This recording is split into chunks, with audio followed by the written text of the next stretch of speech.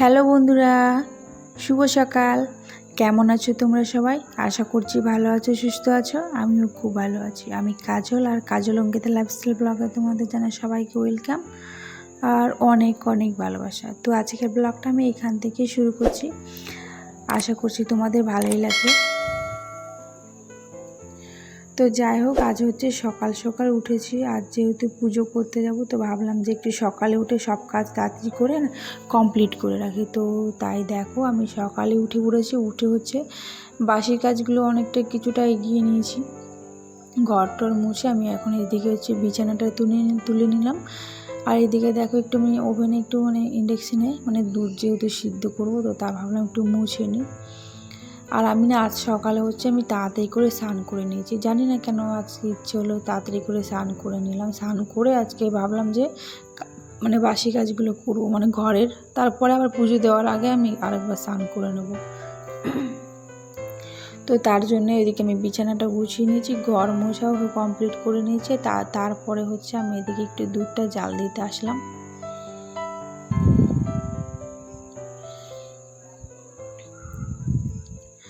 আজকে হচ্ছে মেয়ের নামে হচ্ছে পুজো দিতে যাব মন্দিরে। বলেছিলাম না তোমাদেরকে একদিন যে মেয়ের নামে মন্দিরে একটু পুজো দিতে যাব। তো তার জন্য আজকে তাড়াতাড়ি করে উঠে স্নান টান করে নিয়েছি। তো যেহেতু ওর ভালো হয়ে গেছে, তো ওর নাম করে মন্দিরে, শীতলা মন্দিরে একটু পুজো দিয়ে আসবো। তো যাই হোক, আমি এদিকে হচ্ছে দুধটা জাল বসিয়ে দিয়েছি। তো দুধটা দেখো হয়ে গেছে। ওকে একটু হরলিক্স বানিয়ে দেবো। ও যেহেতু সকালে হরলিক্স খায়, তো ওকে হরলিক্সটা বানিয়ে দিয়ে ওকে দিয়ে দেবো। হচ্ছে ঘরেই রয়েছে।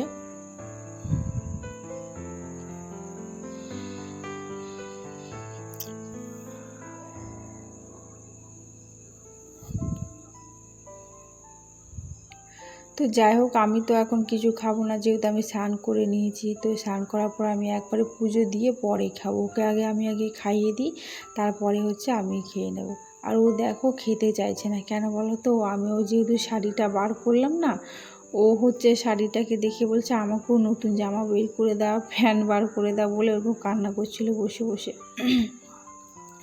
তার জন্য ও খেতেও যাচ্ছে না, জানো তো, ও শাড়িটাকে নিতে চাইছে, এরকম একটা ব্যাপার। তো যাই হোক, আমি এই শাড়িটা আজকে পরে যাব।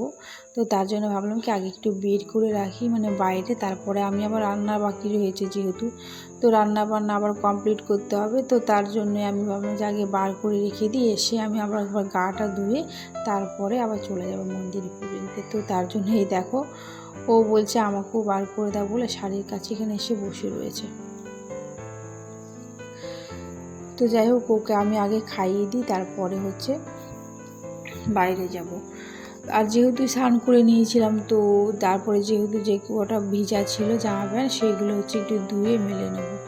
আর দেখতেই পাচ্ছ মেঘটা পুরো মেঘলা মেঘলা করে রয়েছে, আর বৃষ্টি তো হবেই। আর যেহেতু আমরা পুজো দিতে গেছিলাম, তখন বৃষ্টি তো হয়েছিল। তো যাই হোক, এখনও রোদ এখনও ওঠেনি, দেখি কখন ওঠে রোদ। আর যেটুকু ভেজা ছিল সেগুলো আবার কিছুটা ঘরে ফ্যানের তলায় মেলে দিয়েছি। আর যেহেতু একটু বৃষ্টি পড়বে, তো তার জন্য আমি এটাকে বাইরেই মেলে দিচ্ছি কটা।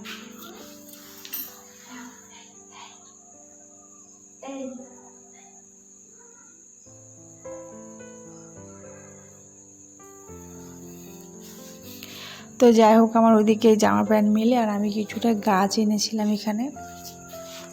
এটা হচ্ছে ফুল গাছ। তো আমি ভাবলাম যে বৃষ্টি যেহেতু এখন পড়ছে, এখন গাছগুলো লাগালে না এগুলো এখন বেঁচে যাবে, মরবে না গাছগুলো, যেহেতু রোদ পড়লে পরে হয়তো মরে যেতে পারে।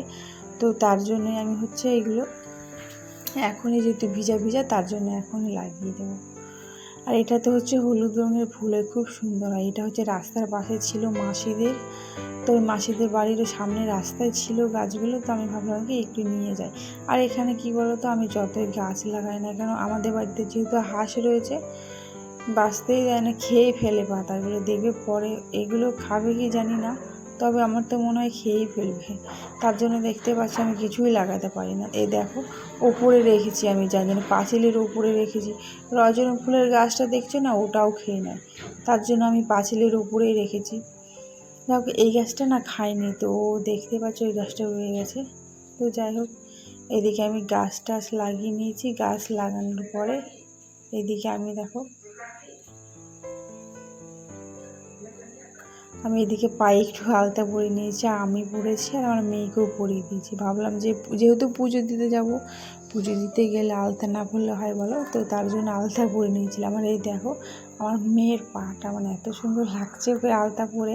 আর হচ্ছে ও অনেক দিন পর ওকে পরালাম না, এই জন্য ভীষণ খুশি হচ্ছে। তো তারপরে আলতা পরে তারপরে দেখো আমি পুজো মুজো দিয়ে দিয়েছি। তো দেখতেই পাচ্ছ। আর আজকে অনেক ফুল পেয়েছিলাম, দেখো অনেক ফুল পেয়েছিলাম।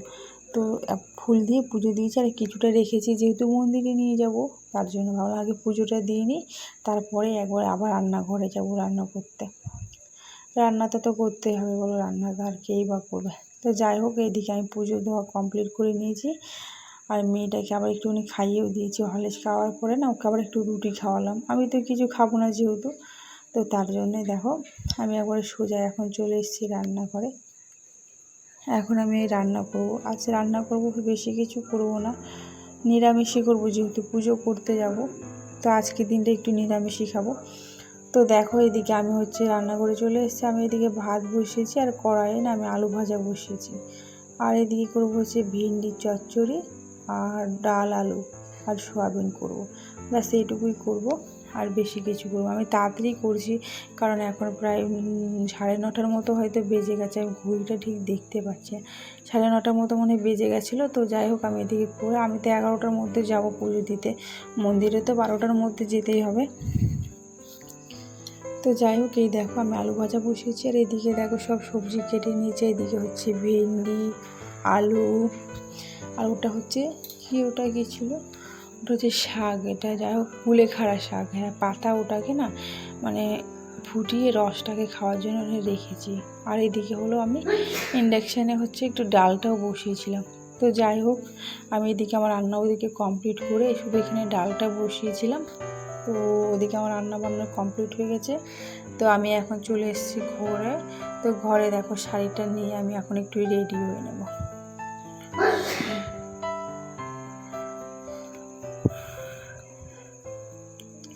তো যাই হোক আমি এদিকে দেখো এখন রেডি হয়ে নিয়েছি। তো পুজো দিতে যাব, ভাবলাম যে এই শাড়িটা আর ব্লাউজটা তো তোমাকে দেখালাম। তো দেখো শাড়ি পরে আমি রেডি হয়ে নিয়েছি।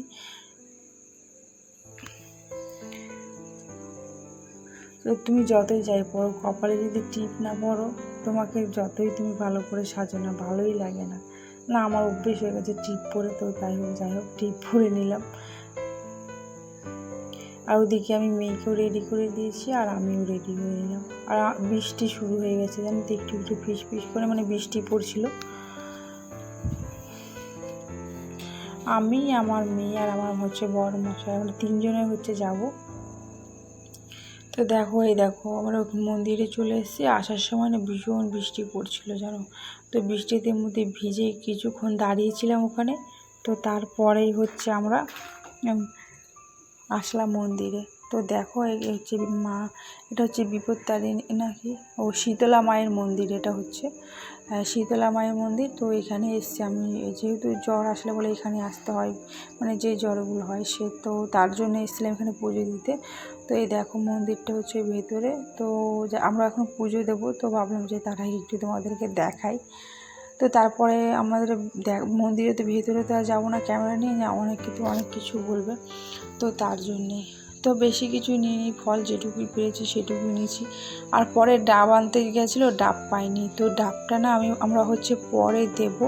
তো তার জন্য পুরোহিত মশাই বললো কি যে যদি তোমরা এখন ডাবটা না দাও তাহলে তোমরা পরে দিয়ে দিও।